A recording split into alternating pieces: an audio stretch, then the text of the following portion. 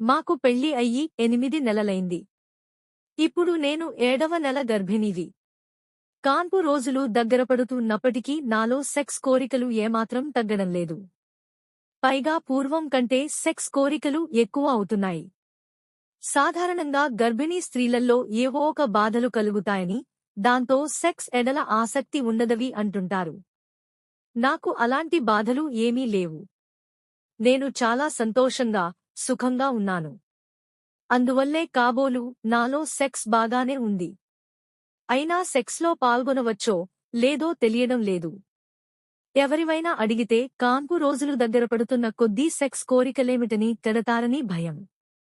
మీరైనా నన్ను అర్థం చేసుకుని జవాబు ఇవ్వండి.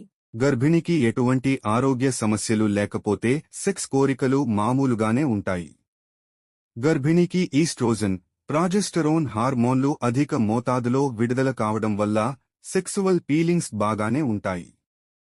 అయితే చాలామంది గర్భిణీలకి రకరకాల బాధల వల్ల, భయాల వల్ల సెక్స్ కోరికలు కలగకుండా పోతాయి. మీ విషయంలో అలాంటివి లేవు కనుక సెక్స్ కోరికలు మామూలుగానే ఉన్నాయి. గర్భిణీలో కోరికలు ఉంటే చివరి రోజు వరకు శృంగారంలో పాల్గొనవచ్చు. రతి భంగిమలో మాత్రం పురుషుడు క్రింద, స్త్రీ పైన ఉండాలి లేదా ప్రక్కకి తిరిగి చేయాలి. పొట్టమీద ఎటువంటి బరువు పడకూడదు.